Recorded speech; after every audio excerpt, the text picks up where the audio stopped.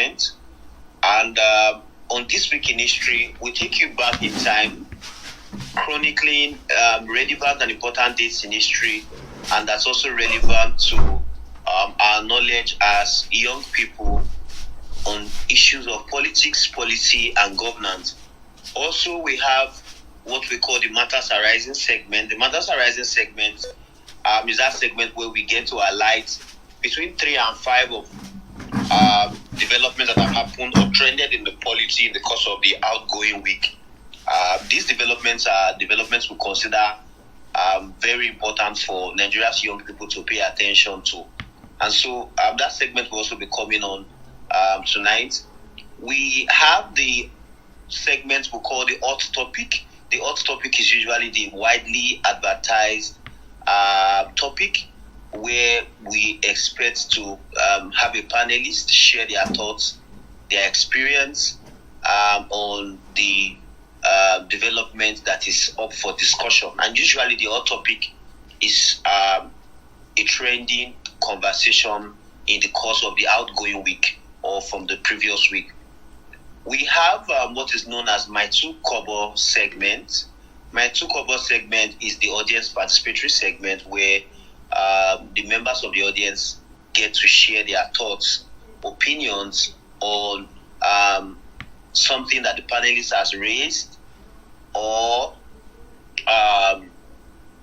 probably just share their own views on the subjects in general, talking about the hot topic. And then the last segment of the show weekly is what we call the last line.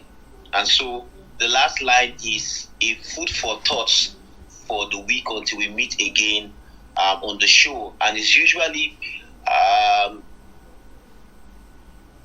a solid thought from a sage, a thought leader, or a nation builder in the course, all through time of history, and most times our focus is on Black history. And so, ladies and gentlemen, if you can hear me wherever you are, this is the size of what to expect tonight. And so, very quickly, I will be handing over to my co-host, Efe Kolamadin, who would run us through the Matters Arising segment. Hi, Efe, if you can hear me. Hello, Efe, can you hear me? Yes, I can hear you. All right, please take it away. All right, thank you. It's exciting to be on the show again this week. I hope we've had a great week. Work has been good. It's been quite busy over here in Benin. And yes, Matters Arising as usual. We will try to bring you some of the news items we consider the most. Well, I don't know if to say the most important, but we would say the biggest, that's what we usually use, the term we usually use, the biggest news item for the week. And from the myriad of issues that came up this week, I've selected 2 items, and number 1 says airline operators of Nigeria suspends plans shutdown of services. Airline Operators of Nigeria (AON) on Sunday suspended its decision to withdraw its services from all airports in the country from Monday, May 9. The announcement was conveyed in a statement issued and jointly signed by the AON President Abdul Munaf Sarina and 7 other members of the association. The Airline Operators of Nigeria (AON) wishes to inform the general public that further to numerous calls from the highest echelons in government with promises to urgently intervene in the crisis being faced by the airlines due to the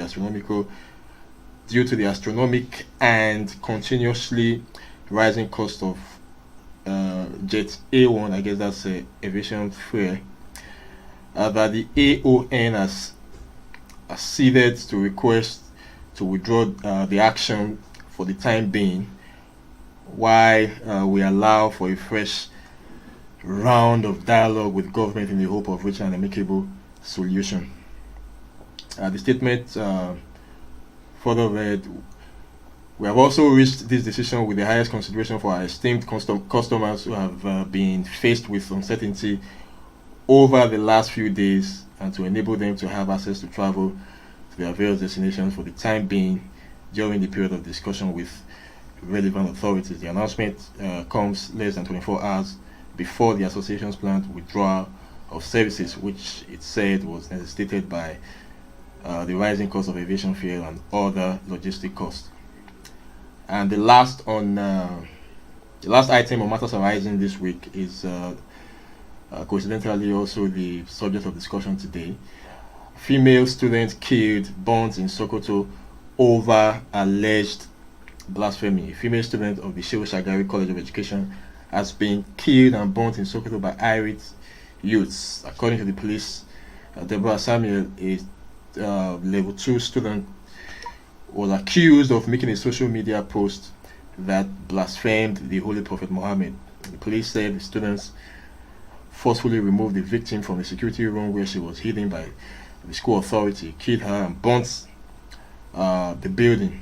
Videos on social media show men stoning and flogging a motionless body draped in red attire. Some footage also captured a raging fire as a man faced the camera, claiming that he killed and burnt her and brandishing a matchbox. According to the police, the student banded together with miscreants and barricaded the Sokoto Jega Road. In a statement signed by spokesperson Sanusi Abubakar, the police said it has arrested 2 persons in connection with the killing. That's matters arising for this week. I remember you did travel from Lagos to Abuja, and I was teasing you that you may have to jump buses back to Lagos. I guess when you heard the news from the AON, you probably had a sigh of relief. I don't know how much this news resonated with you. Yeah, very well. I think there was panic on Saturday, Sunday, for most people who had to fly in Nigeria. My flight was scheduled for Monday. I had to leave on Sunday because of that threat to a shutdown of the aviation sector. But I think we're grateful. I although foresaw that it's difficult to have the airline operators go on strike. It's one strike that I can bet that the Nigerian economy cannot afford, because it's going to in many ways ground the economy. Flights are very critical to Nigerian economy, especially with the level of insecurity now that's affected the roads. So, I mean, it's heartwarming, but I'm really hopeful that the issues are giving long-term solutions. Actually, Yeah. I remember you vividly making this point the other day that you most likely was not saying the possibility of a shutdown, and well, it's all good. It's fine. That I hope that the federal government will be able to find a lasting solution once and for all, so that we don't have to be dealing with this henceforth. So I can't see caller. I don't know. Is caller having issues joining? yes. I would address that shortly. Okay. All right. It's all right. Thank you very much, Efe. That's for our audience. That's the size of matters arising, and we're supposed to have this week in history. Unfortunately, my co-host Kola Mohammed, who's supposed to take that segment, is stuck in traffic. Kola is supposed to join us from Ibadan, so he will join us in the course of the show, and we'll take that much later, before the show ends. So we move very quickly into the hot topic for today, and it's on justice for Deborah, conflict between the law and religious extremism. So, it's not a new development. It's something that a lot of us are familiar with. A student of the Shehu Shagari College of Education was on, I think on Thursday. Thursday morning.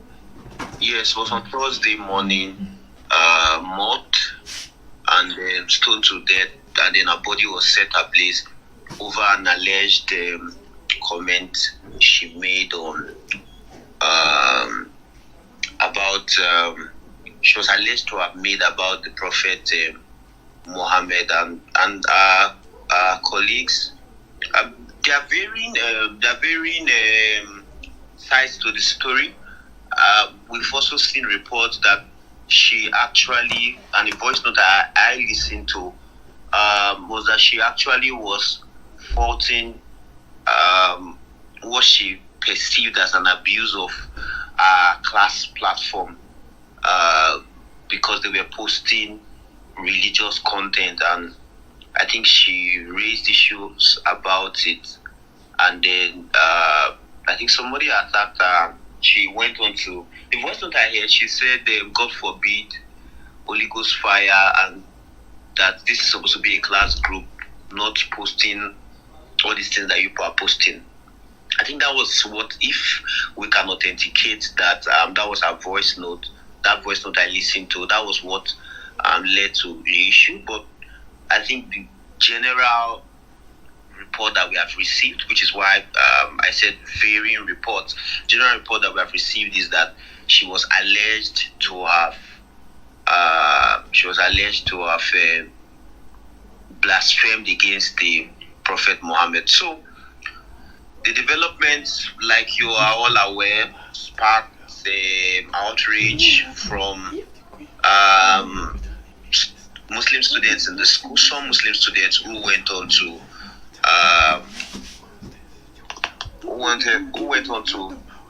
carry out what they termed as justice in their own way, and led to our unfortunate death. I did watch a video about it, which was very gory and very graphic.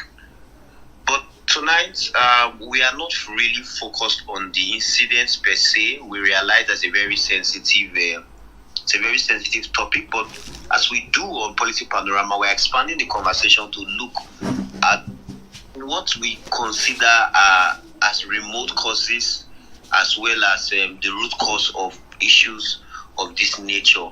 So that's what we want to look at, and it's important to put this out there, especially because we are going to be taking contributions much later on the show. The focus is not fully Deborah, which is an unfortunate incident, and for us at Policy Panorama, we strongly condemn whatever has happened, and we believe that all the perpetrators of that act should be brought to book. But again, just to resound and reiterate the purpose of the show, what we are trying to do is to get to the remote cause of things like this. What could have led to something like this? I mean, it took a lot of boldness to have carried out such a brazen act, especially for anybody who has watched that video. And so that's why we are here tonight. I'm joined on the show tonight by Regina Udo. Regina is a lawyer, a humanist, a journalist, an editor. I mean, there's so many caps that she wears. But Regina, if you can hear me, welcome to the show. Thank you very much, Amira. Good evening. Welcome. All right, my listeners. So, Regina, I want to start by asking, when you received the report, when you heard about it, how did you react to it? I remember hearing the report from my husband. We're at home, and he was very livid about it, and I was trying to be the voice of reasoning, and I was trying to take him through the processes. Like, okay, this young lady has been killed. Why was she killed? And then when you hear the reason why she was killed, maybe as a lawyer, immediately I'm moved to, ask the question, what are the laws in Nigeria, that would have better addressed the situation? Was it applied? The answer is no.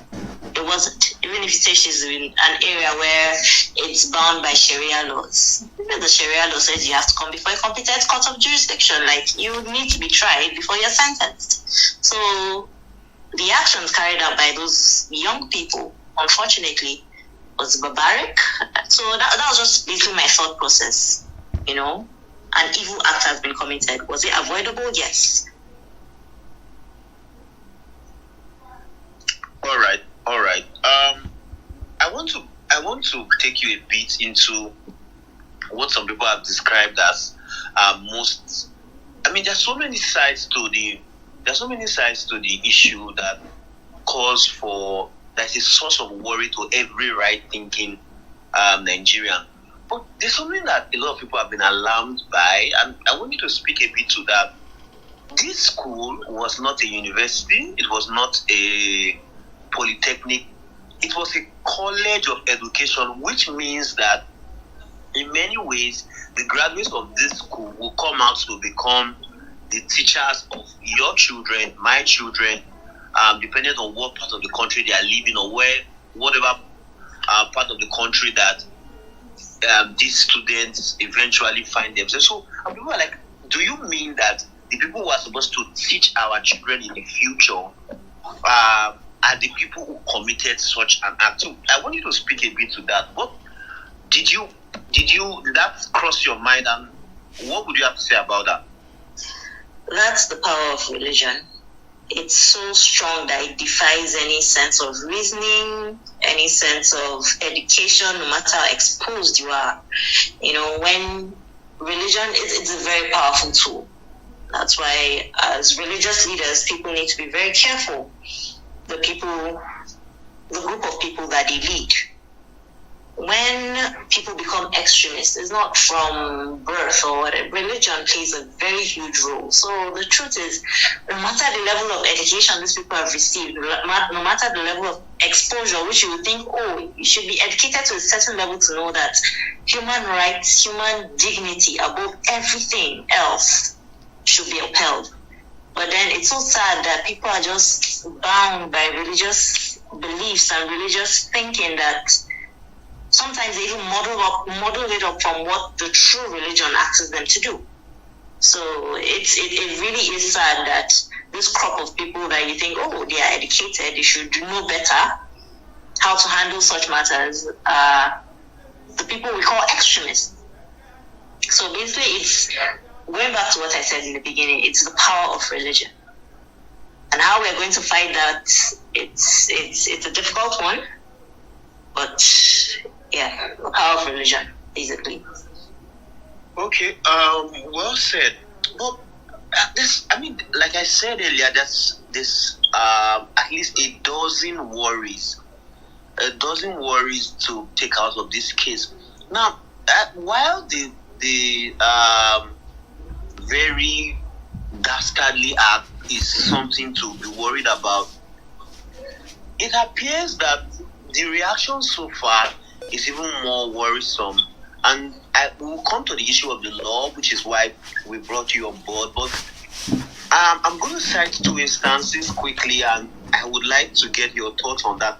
The first is the fact that I have seen online, especially this evening, I was almost moved to tears when I saw a breaking story on the Nation newspaper on Facebook. I think about 20-something minutes ago, and I saw that Deborah Samuel, the student who was murdered, is being buried, and she was the coffin or the casket is what we could see. And I saw the post, the reaction to the post. There were over 216 persons who laughed, whose reaction to the post was that they were laughing. And then I went through the comment section. I could see things like, that serves her right. this is a lesson to others. This is something you should not try. Like, I was thinking that the outrage was going to maybe prick the conscience of a few persons and say, okay, yes, I agree that she should, assuming without considering that she did, she's dead now, she's not yet to defend herself, but assuming without considering that she did blaspheme against a religious figure. But I'm seeing people who are saying that, yeah, it's actually sad that she did that, but she should have taken note of the fact that it's not something she should try, that usually you pay with your life for it. So that's on one end. The second end is that as we speak, Sokoto state government has declared a curfew, 24-hour curfew in the state capital, because there's been a riot that has broken out in the city, because the riot broke out because some of the perpetrators of the act were said to have been arrested, and people are protesting against their arrest, that they must be released, that they did nothing wrong. Regina, you want to help us make sense out of this? Taiwo. I mean, it's really interesting. When things like this happen, you get to see the average human mind, I guess, especially in a country like Nigeria. Like you said, it's really sad that human life has been taken and then people are happy about it. It goes to show how much disregard we as a people have for a right to life in Nigeria. Right to life in the sense that irrespective of how aggrieved someone feels towards a person, what they've said, what they've done to you, the first thing I'm thinking of, you deserve it. Which shows the level of rot and decay of which we're dealing with in Nigeria. And again, I can't overemphasize it. It goes back to religious extremism.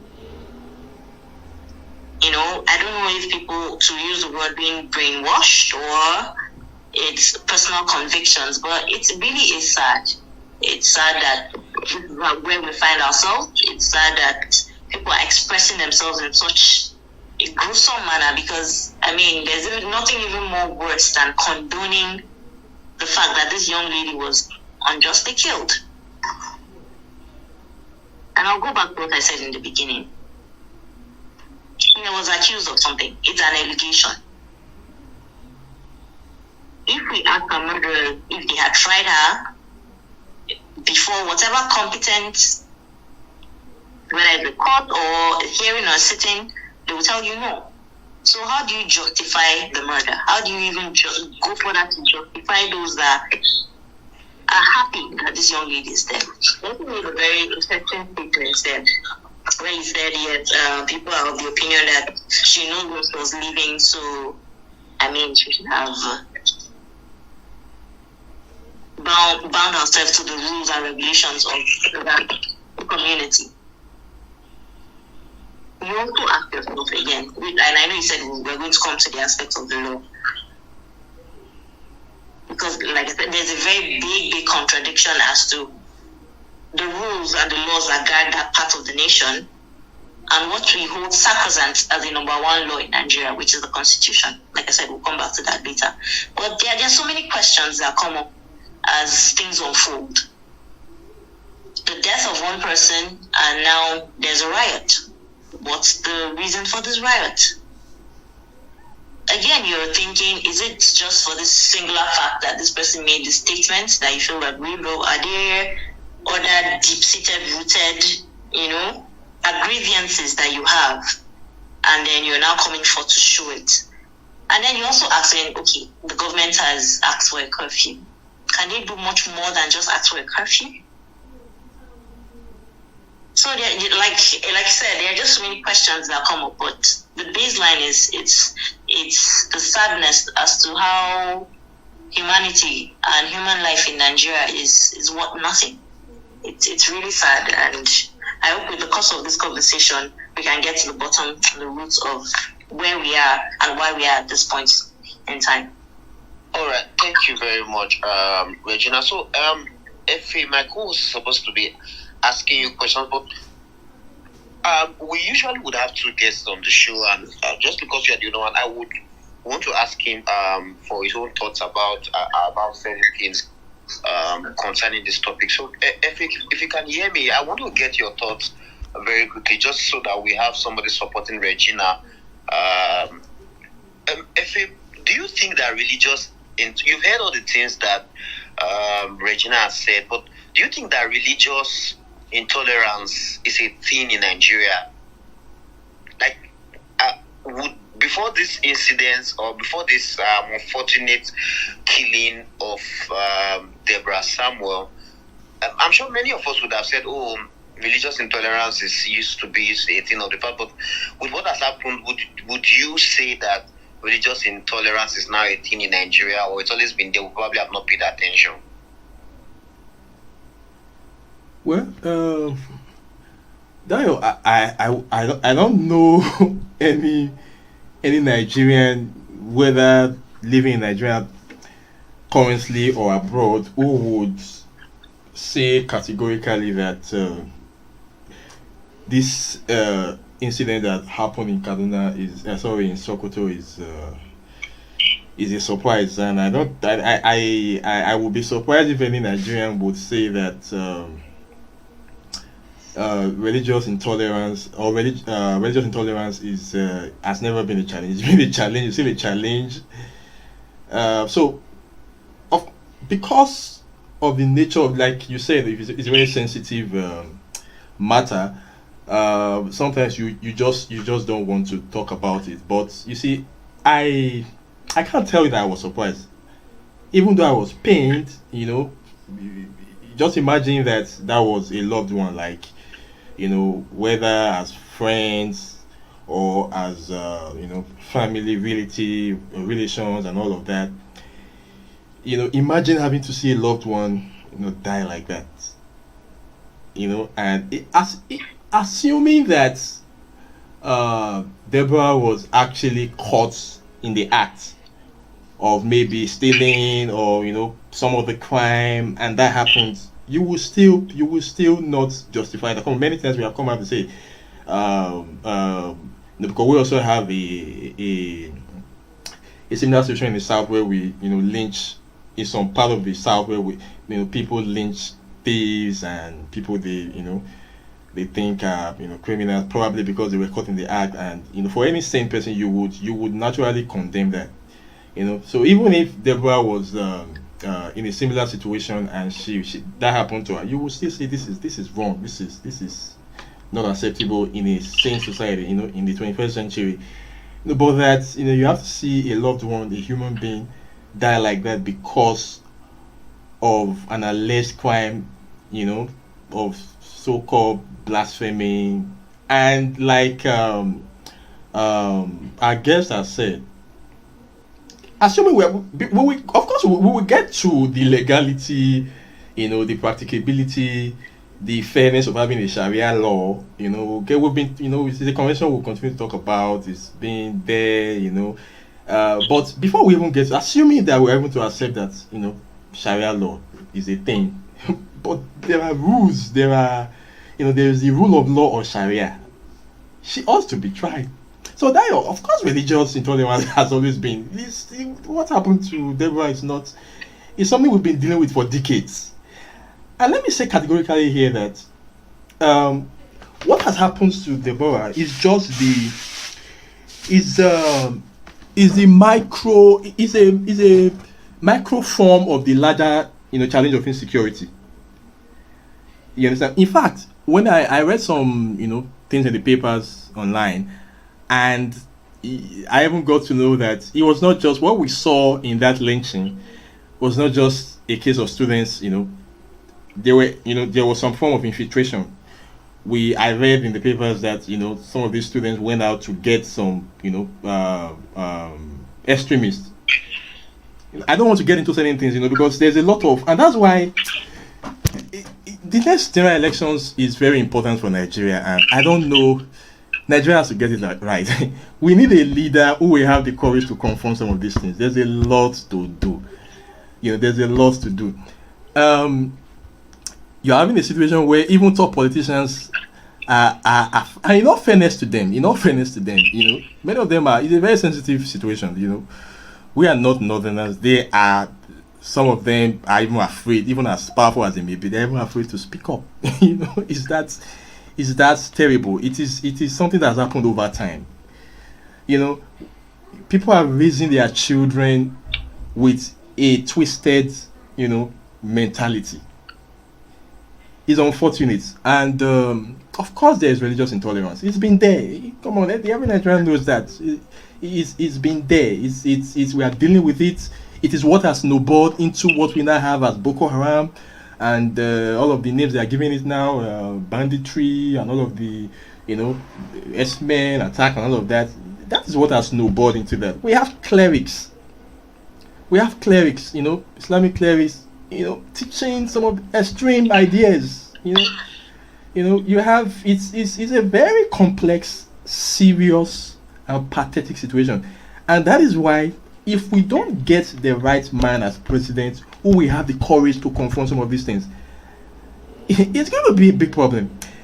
And I have a grudge with Olusegun Obasanjo. With all due respect to him, when this whole Sharia thing was rearing its head around the time he was in power, I expected Olusegun Obasanjo to have to confront. He was in a position to confront it. He had the power. He had the courage. He just didn't. Maybe for political expediency, maybe probably for a term in office, and he didn't confront it. If he had nipped that thing in the bud at that time, it would have gone a long way to curb some of the things we are dealing with. And in all fairness to him, I can't say that it was just what we are dealing with in the north now in religious extremism and intolerance is something that started in 1990. No, at all. It's dates back to decades even before independence. You understand?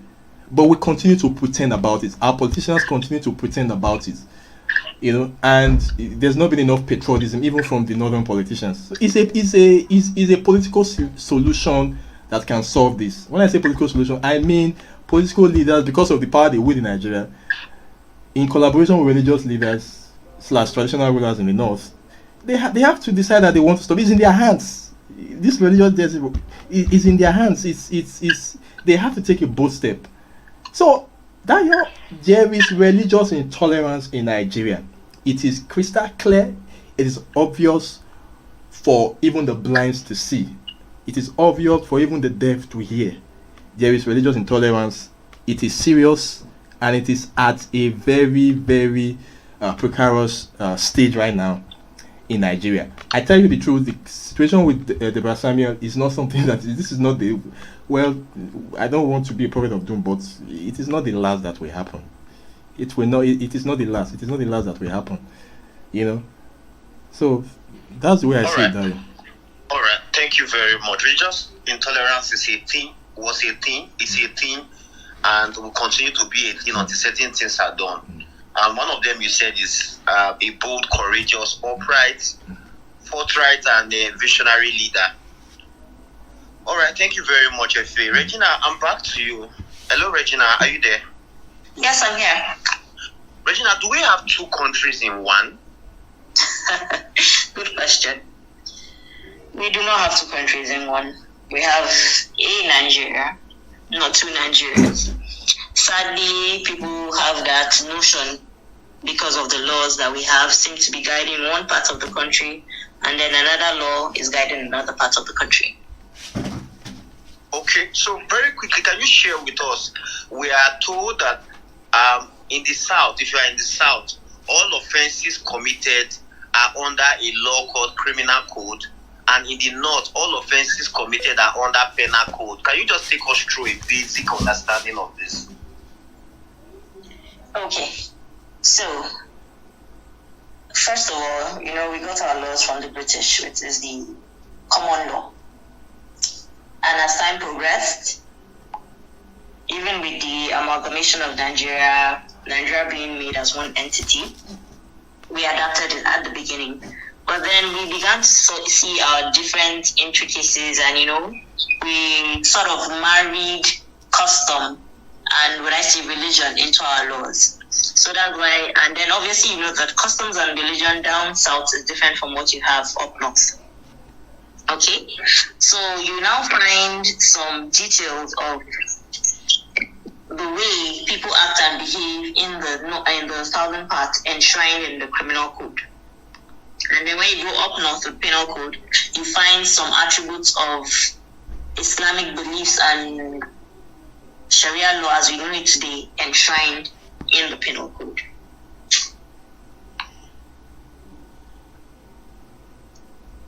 Hello, Regina, are you there? Yes, I'm here. Okay, so please can you take that again? I'm not sure I heard you clearly. Sorry. Okay, basically, my explanation is, at the beginning, before independence, or soon right after independence, we did have adapted our laws from the British, which is the common law. Okay? And then obviously, as with independence and as we started becoming the people of our own, we had to do to an extent, we did away with what we now know, what was then known as the common law, to make way for the criminal and penal code. Okay.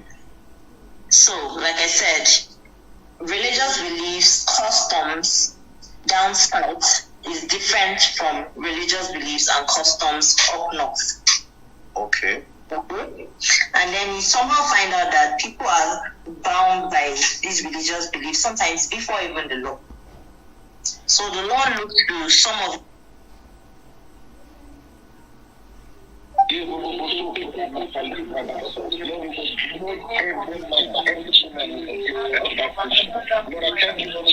or also ask a question.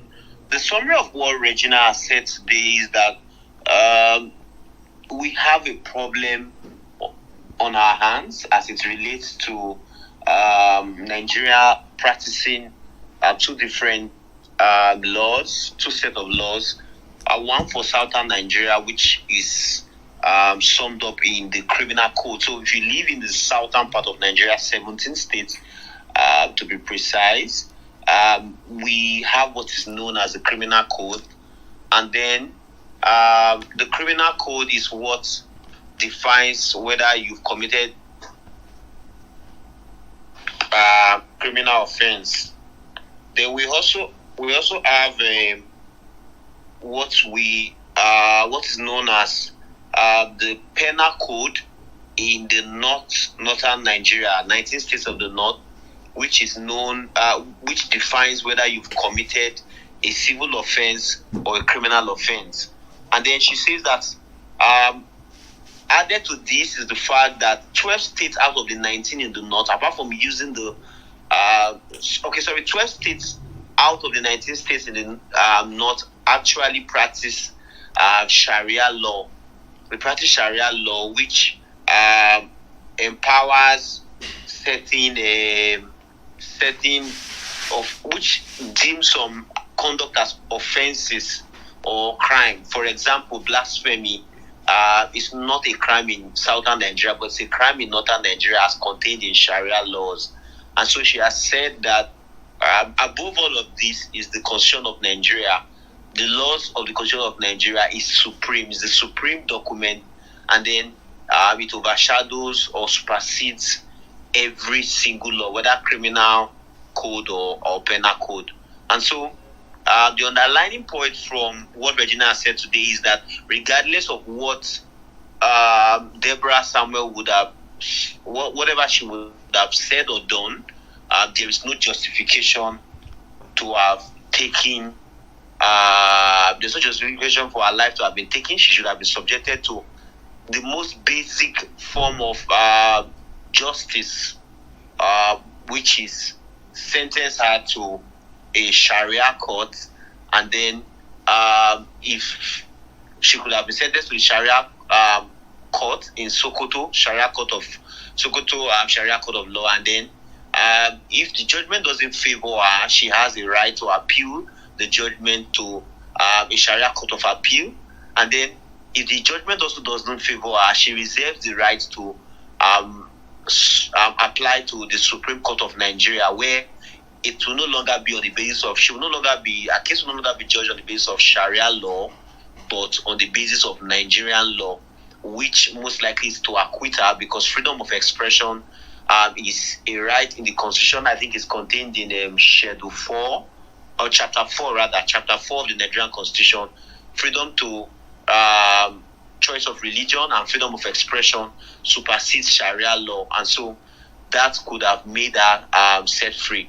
So this largely has been the summary of what Regina has said, apart from other things that we've discussed. So I have somebody who is requesting to speak. I'll just quickly get his thought. Please, let's remember that we are not allowed to be emotional in making our contributions. Please just stick to the issues. No name calling, no use of foul language. So I'm bringing Ayo Motola on board. Hello, Ayo. If you can hear me, you are live.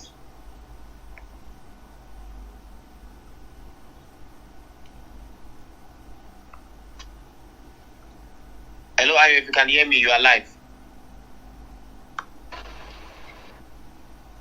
Okay. Good evening. Can I be heard? Yes, you are being heard. Okay, so when the show started, in fact, when I saw the topic, I was emotional already. But by the time the show proceeded, and up to now that the media keeps reminding us about the sensitivity of this matter, I was just laughing, because we are in such a society that the only thing we know how to do is to defend the prophet, that we do not have any what's it called, so-called affinity, cultural affinity with. So, and this is not just peculiar to a particular religion, though. Although, if one must be frank, one can easily say that it is a little more on his side than the other. But while the law was speaking, I picked a lot of stuff, and it's a lot of debate as to what actually is the problem of the black people. Everything that we seem to adopt, then we turn it upside down. So, and Karl Marx has actually said it, that religion is the opium of the masses, which is again corroborated by the speaker tonight. But my question is this: if religion is that powerful, if religion is that almighty, that the black people cannot control their emotion anytime religion is involved, so how come it is not like that in countries where laws actually function? Then if, again, religion or religious crisis or bigotry is also, if it is an African thing, then one may be wrong if one considers what happened in some Asia countries. I think last year someone was beheaded. A class teacher was beheaded somewhere in the Asia, just because he was painting a cartoon of the prophet. using that to teach the pupils in classroom, I think. So he was beheaded to the point that the French president actually also reacted, and so they began to burn flags and all of that. So, however, I think evidently this is common to Asia and Africa, trying to defend what we do not believe, or what what is not supposed to be trying to defend, like I said earlier, the prophets. So, and the question is this: how come, if religion can actually save mankind, and how come Africa and Asia are so poverty-ridden, and how come we still look up to developed countries where they seem to play down the religious sentiments as to how they uplift the Constitution and human rights? So there's so much to say. But lastly, what amazes one, which is actually a shock, is the fact that people that we can call the fathers of the nation, the political elite and the influencers, are not even saying anything. And it's so bad to the point that one day one is afraid that someone, even in the southwest around here, might be emboldened by this kind of impunity to want to try something silly like that. It's so pathetic. It's so pathetic. And again, I also want to speak to why people are not conscious of their environment, like has been said. As for me, knowing the kind of country we are, where you talk about constitution so much, as if constitution is, even the constitution is scale-legged. So things are not actually right. Nothing is really going well. So one should understand the peculiarity of this. Of this unique time, of this current time, and one should be very careful. There is a place for religion, spirituality, and common sense, and I don't want to say more than that. So thank you. All right, thank you very much, Ayo. Your contributions are greatly welcome. Thank you.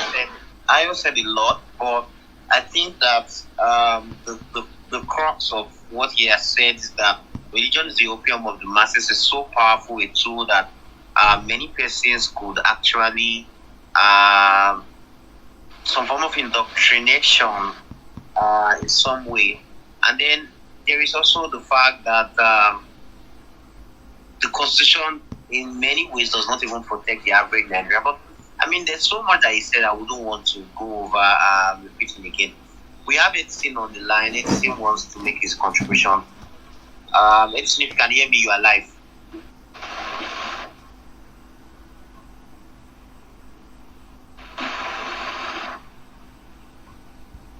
Hello, Edison. All right, very quickly, Edison, before you speak, I just want to remind us that we are not allowed to react emotionally to the issues. Please stick to the topic, rather. Please stick to the issues, and we don't do name calling, no foul language. Please just go ahead. You're live, Edison. Hello, good evening, everyone.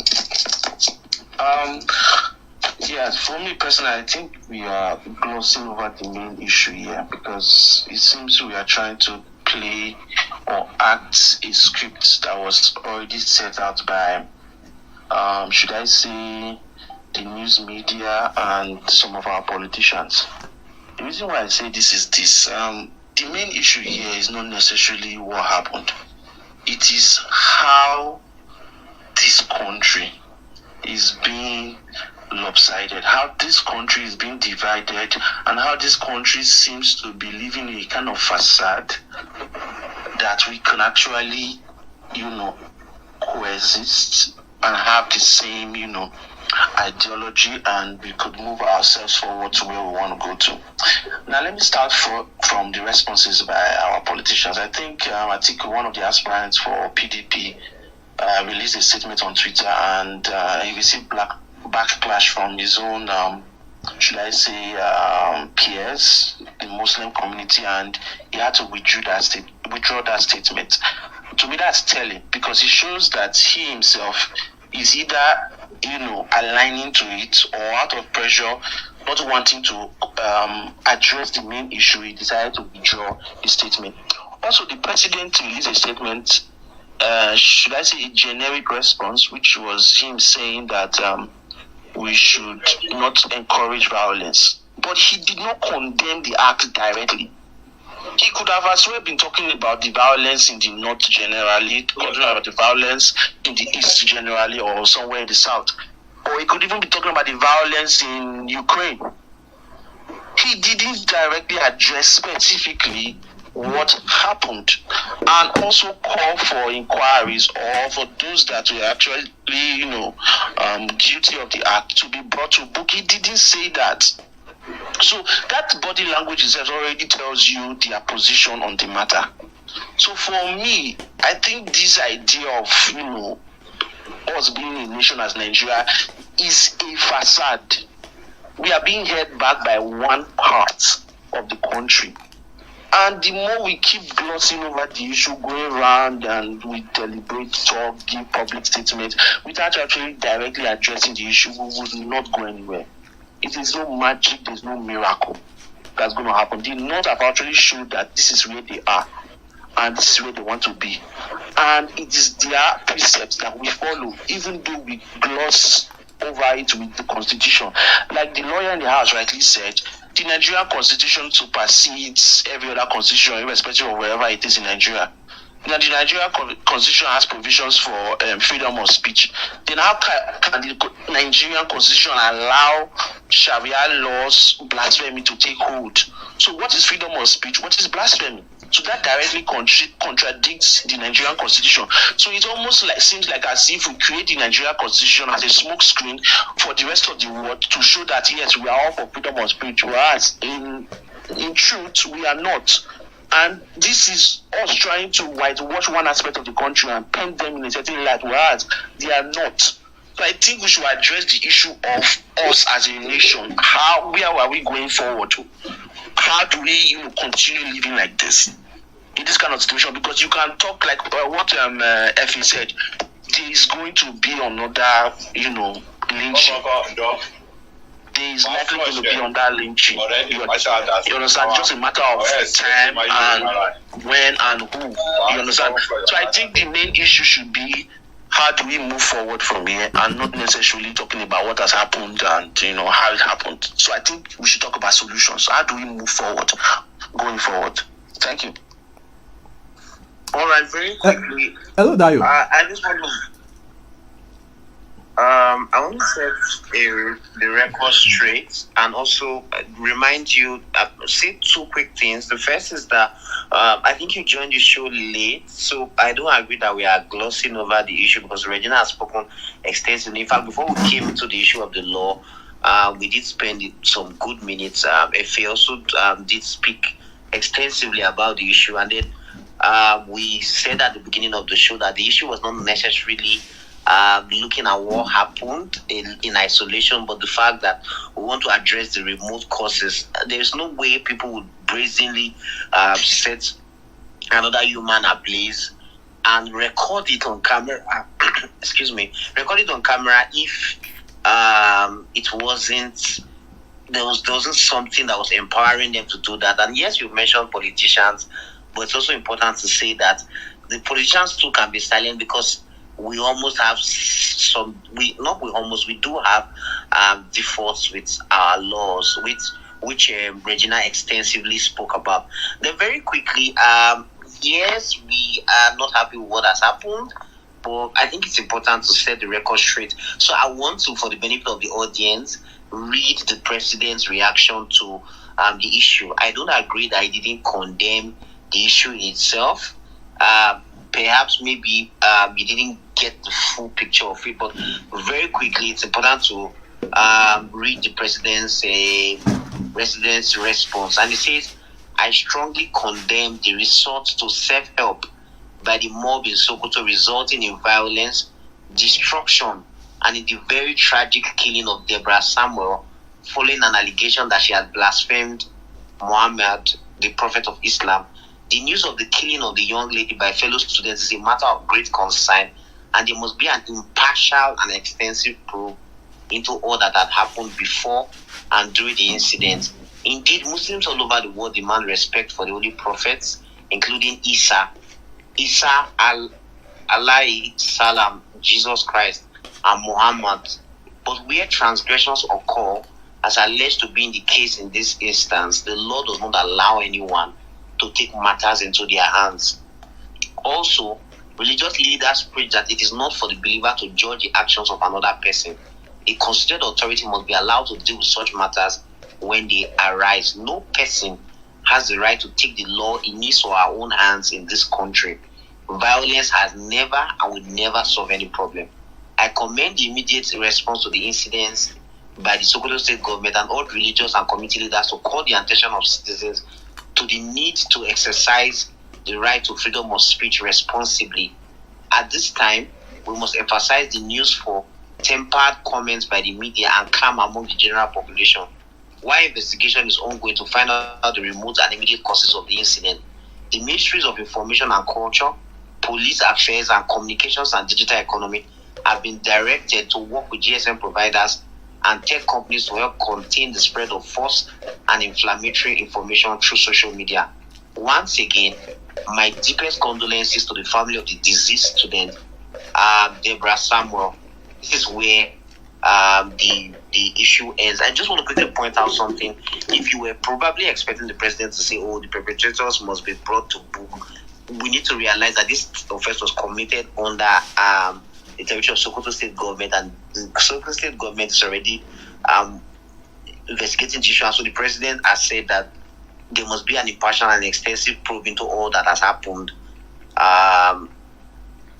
killing of the girl. So I really want us to look at it dispassionately, which is the fact that, yes, what has happened is very terrible, but how we react to it afterwards is also important, which is saying that, like what you said earlier, that's why I said that probably you didn't read maybe an excerpt. I had to read the full thing. That I don't think that it's almost difficult to fault the president's response. But what's more important is that we move beyond speeches. We move beyond condolence messages and express of shock and strongly condemned, and move to real action. Why should somebody's life be taken in such a gruesome and a very painful manner? So I'd like to ask, we still have about 5 minutes for anybody to make their contribution, and then we'll return back to Regina. We'll discuss the solutions and we'll shut down the show. Please, we would like you to share your thoughts. If you just make a request, if you want to make a contribution, while we expect more contributions. Hi, Regina. Regina, are you still with us? Hello, Regina. Yes, maybe I'm still here. Okay, great. Regina, you heard the last speaker. What's the way forward in your own words? So what do you think is the way forward? It's a collective thing.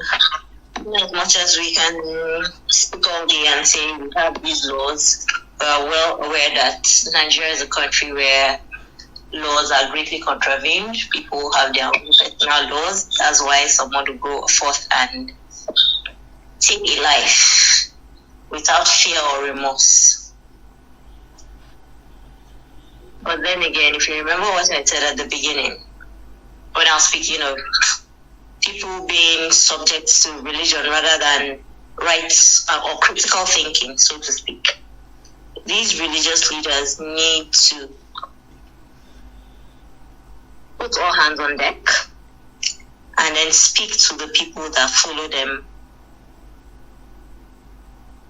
word for word what they are being asked to do. It's like I said, it's a collective thing from the grassroots, from families. What kind of conversations do you have with your children? In the community, in your church, in your mosque, wherever you are, what kind of conversations, what kind of communications are you spreading forth? Is it one of peace? Is it one of love? Is it one of doing the right thing? And I think that's where we need a change. And obviously the government needs to sit up. They've done the right thing by arresting these boys. So what next? Do you free them because there's now a mob of people going around Sokoto State rioting? Or do you do the needful and try these boys for an offense of murder? Because the same Sharia also has a penalty for murdering someone. So, I mean, the right thing needs to be done. And it's a collective, to do the right thing, it's a collective thing from all arms of society, from the government, as individuals, as communities, as families, and as religious people. Thank you. All right, we'd like to take. Thank you very much, Regina. I think Regina has touched on a number of areas. First of all, family. What do you instill in your children? And then she talked about religious leaders, their role in the scheme of things, and then government. But Effie, are you there? Hello, Effie, are you there? Hello, Dayo, I'm here. Okay, Effie, very quickly, I wanted to speak a bit to what Edison talked about. Do you think that dividing the country is the solution? Or is there something that can be done in terms of the law? Well, I can understand Edison's pains. We all feel that pain. But yeah, you would say, oh, let's divide the country. It sounds like an easy way out. But in all fairness to the North, you know that even in the South, there are actually places where, people can do, take laws into their hand in that manner, and, the law will not face the law.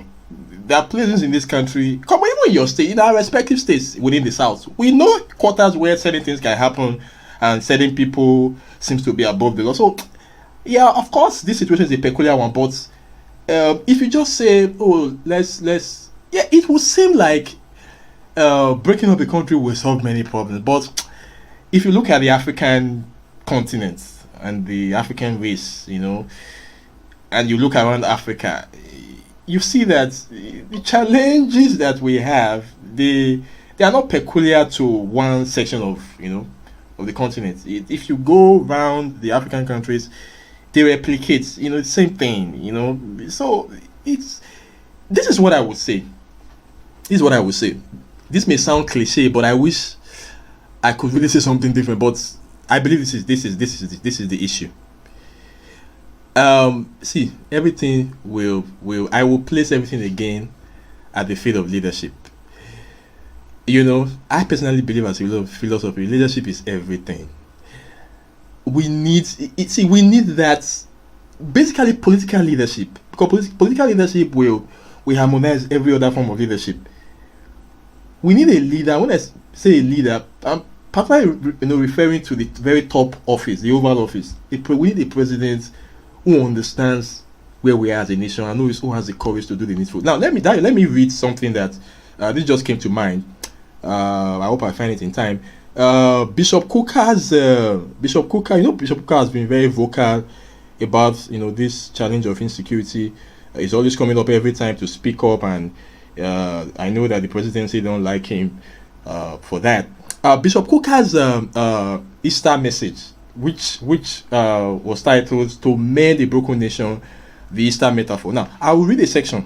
This just listen to Bishop Kuka's words, and this is very apt. Like, this make a lot of sense. Bishop Kuka says, The way out the way out is for the states to enforce the secular status of the Nigerian states. Now read that again. It says the way out is for the states to enforce the secular status of the Nigerian states, so as to give citizens the necessary freedoms from the shackles of semi-feudal confusions over the status of religion and the state in a plural democracy.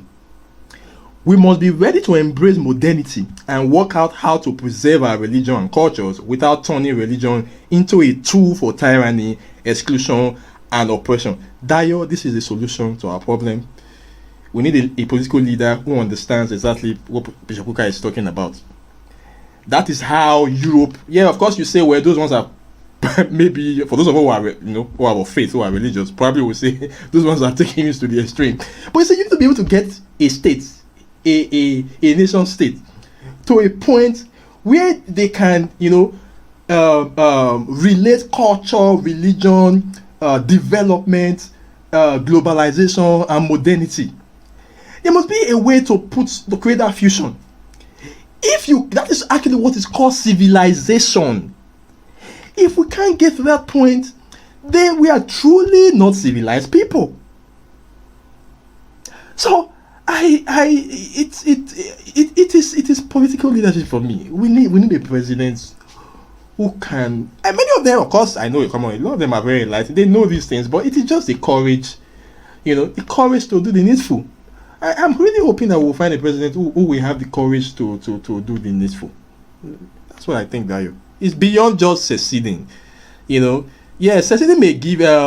It's beyond just breaking up. Breaking up may, solve some problem for different sections of the country that will eventually break up.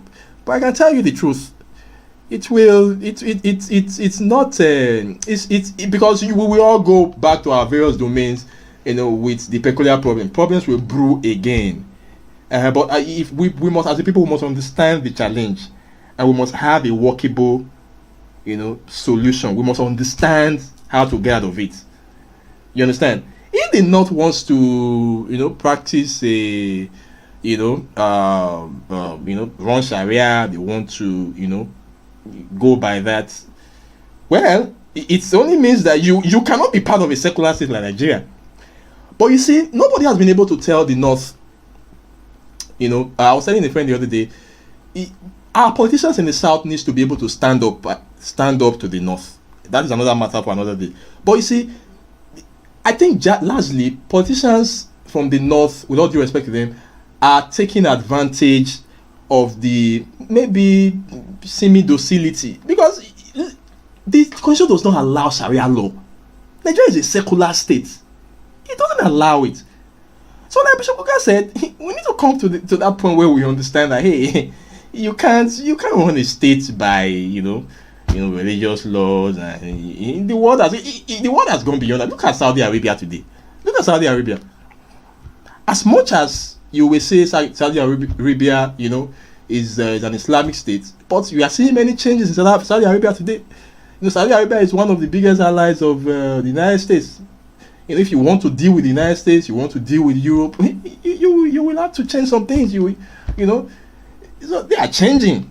Look at the Arab Emirates. We all talk about Dubai. Come on, we don't hear some of these things coming out from those places. I'm not saying that they are totally excluded from, but to a large extent, those people have been able to find, a way, to go, because they understand that to try to hold on to some of these things is to try to exclude yourself. We live in a globalized system. For you to play actively, you can't. You must be able to embrace some level of secularity, and be able to find a middle ground on how to fuse, culture, religion, and all of those, things that we do as human beings. So that's the way I see it, Dayo.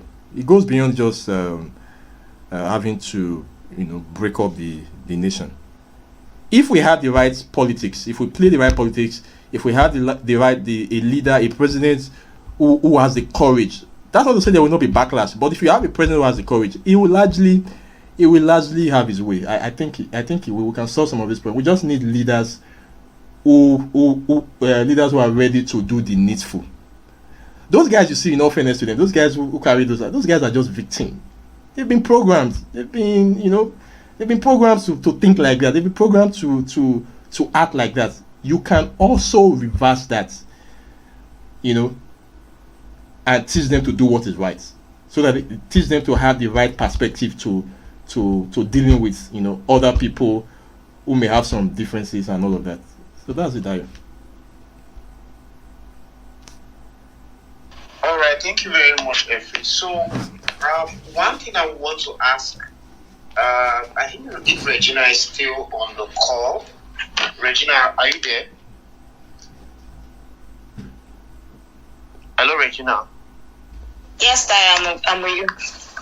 So, Regina, you heard what he said. I want to find out from you largely what you think can be done to, now that we're in the course of electing another leader, what can be done to getting it right? Maybe we should not speak a bit to that. I think it's vote your conscience. That's the best thing I can do. Vote your conscience. Because if we want the change that we so much speak about, if we want the leadership that we so much speak about, then we need to come out and vote the right people into government. Okay? Because we can complain all day, but then when it comes to the basic and fundamental act of voting, most of us do not go out to vote. So for me, if we want to see that good leadership that we so desire, that will do the bidding of not personal interest or people, but of the general Nigerian public, then we should go out and vote for the right people.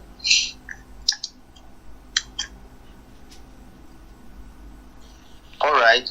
Thank you very much. I think the major crops is the vote your conscience. But that's why shows like this exist, to be able to enlighten us. All right. I'm not seeing any more requests to make contributions. Nobody is. I don't know if anyone still want to make a contribution, but very quickly, my co-host Kola just joined. So Kola, what's your final thought as we close?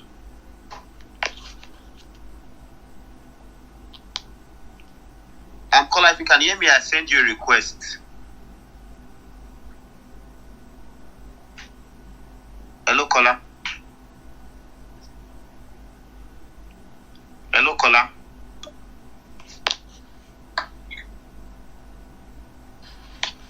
What's your final thought on show? I know you joined late, but do you have a thought to share about the entire development and the way forward?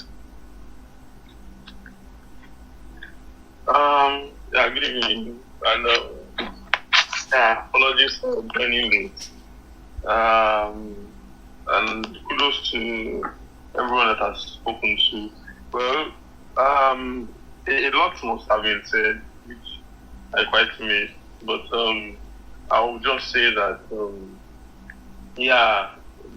lot has been said concerning this unholy marriage that we have in Nigeria. I mean, between the North and the South. I mean, the extremism of religion and so on.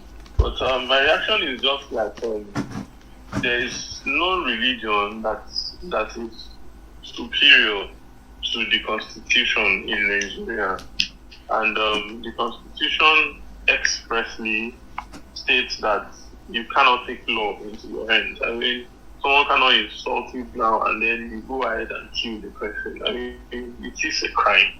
And so if you are aggrieved, you take the matter to the court or you go to any law enforcement agency. And in a situation where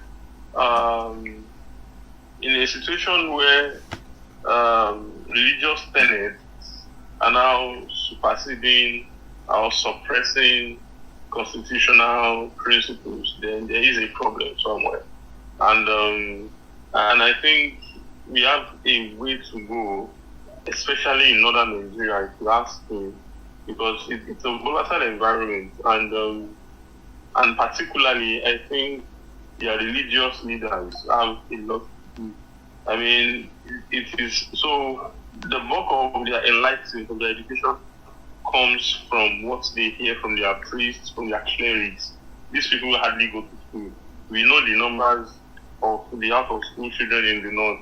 So it is what they hear during their 5 times prayer. I mean, that is what they imbibe, hook, line, and sinker. I mean, even in the south here, we hear a lot of heresies, a lot of erroneous teachings. I mean, from pastors now, but the seed is there. I mean, the moral filter is there. I mean, you can't even go on for long without people trying to curb you, which is not as rampant in the north. So I think a lot has to be done concerning their education, and it's even ironic. The incident happened in an academic institution, so it tells us what education is actually doing for us in this country, particularly that part of Nigeria. So I think a lot of investment still needs to be done in ensuring that the clerics in the north are not extremists, and particularly education has a strong focus there. Thank you. All right, thank you very much, everyone. It's been Polity Panorama, the show that provides uncommon perspectives beyond the news. And we want to, for the purpose of those who joined late, and for those who are joining us for the first time, we want to say that this show holds every Saturday between the hours of 8 p.m. and 10 p.m.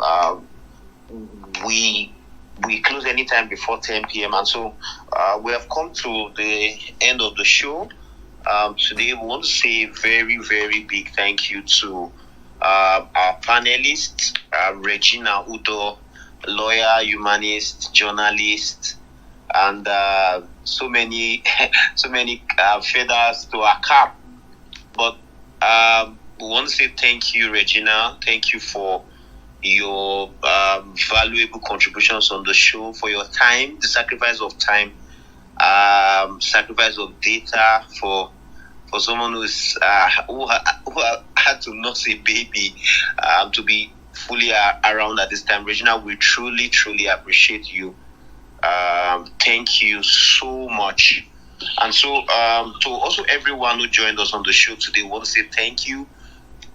Those who contributed on the show, Ayo, Messi, Edison, every single person who made contributions, we say thank you for your contributions. And then we also like to say, I want to say thank you on behalf of my co-host. And I mean, I want to thank my co-host too. Today, unfortunately, we couldn't have our This Week in History segments due to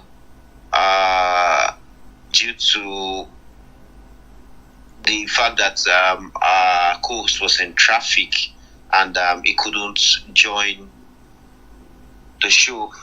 So it's on this note that I will take you to the final segment of the show, which is the last line, and then I will draw the curtains. So our last line today is from sorry, I'm trying to pull this up. Okay. Our last line today is from Roy Moore, and it says, it can have a secular purpose and have a relationship to God because God was presumed to be both over the state and the church. Oh, sorry. Tom Delay, it's actually, it says, when Pat Robertson says there is no constitutional doctrine of separation of church and state, I say is wrong. if marriage really is a sacred institution, then why is the government controlling, especially in a nation that affirms separation of church and state?